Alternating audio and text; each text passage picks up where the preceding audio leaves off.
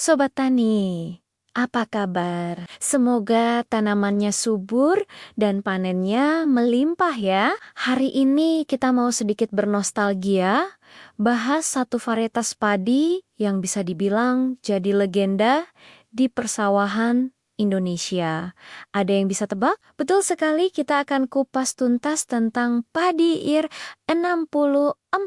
Mungkin bagi sobat tani yang lebih senior, nama IR 64 ini sudah tidak asing lagi. Dulu, varietas ini benar-benar merajai sawi-sawa dari Sabang sampai Merauke. Tapi, pernahkah kita bertanya-tanya, dari mana sih asal-usulnya?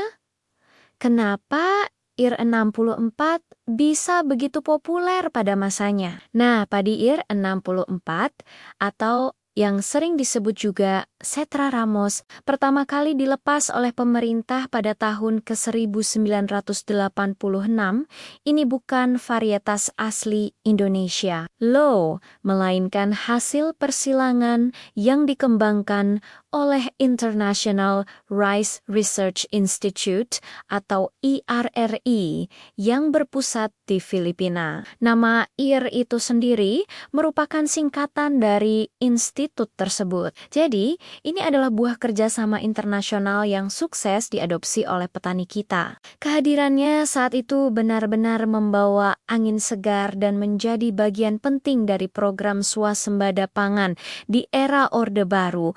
Apa sih yang bikin IR 64 ini begitu istimewa sampai jadi primadona? Pertama, tentu saja soal produktivitas. Pada masanya, potensi hasil IR 64 ini luar biasa, bisa mencapai 6 hingga 8 ton gabah kering giling per hektar. Angka ini terbilang fantastis pada dekade 80-an hingga 90-an. Petani mana yang tidak senang kalau hasil panennya melimpah? Kedua, umurnya yang tergolong genjah atau pendek, yaitu sekitar 115 hingga 125 hari setelah tanam. Ini memungkinkan petani untuk melakukan indeks pertanaman lebih dari 2 kali setahun, terutama di lahan irigasi teknis. Semakin cepat panen, semakin cepat pula petani bisa menanam lagi dan mendapatkan penghasilan. Ketiga, soal fisik tanamannya.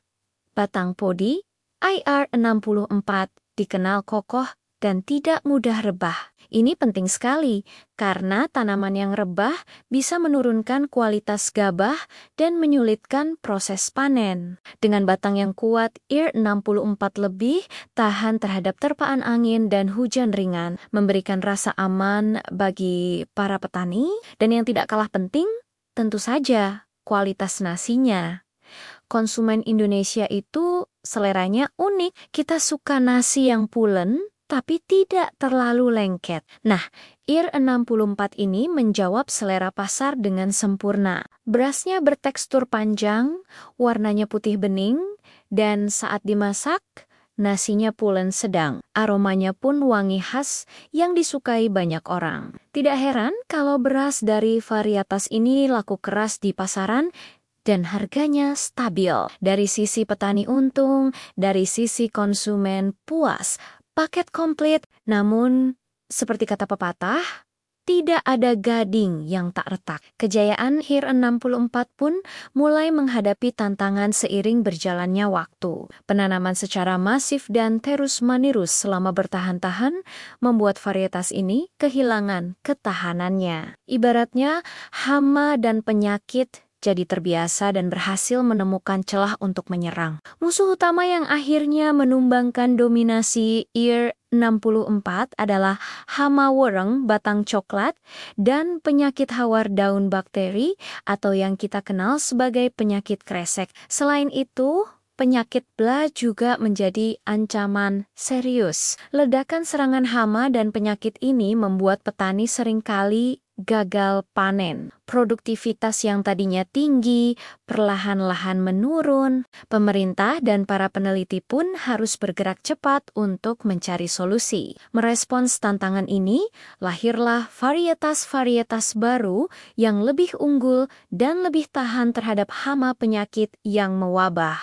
Muncul nama-nama seperti Ciherang, yang kemudian juga menjadi primadona selama bertahun-tahun. Lalu disusul oleh seri Inpari, seperti Inpari 13, Inpari 32, dan yang terbaru seperti Inpari 42 Agritan. Varietas-varietas baru ini tidak hanya menawarkan ketahanan terhadap hama, tapi juga potensi hasil yang lebih tinggi dan umur tanam yang kadang lebih singkat dari IR ke-64. Perlahan tapi pasti, posisi IR 64 mulai tergeser. Petani beralih ke varietas baru yang lebih menjanjikan keuntungan dan lebih tahan banting menghadapi kondisi lahan saat ini. Sekarang, mungkin sudah sulit kita temukan petani yang masih setia menanam IR 64 secara luas. Mungkin hanya tersisa di beberapa daerah spesifik atau ditanam oleh petani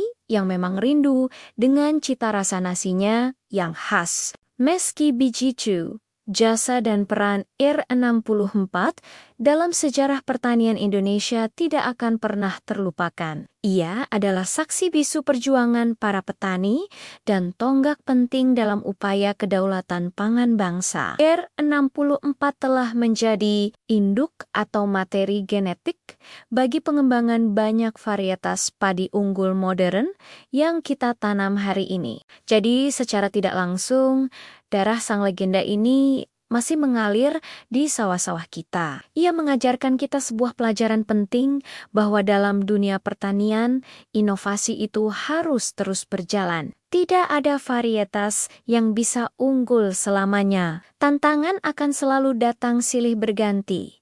Entah itu hama baru, perubahan iklim, atau selera pasar yang berubah.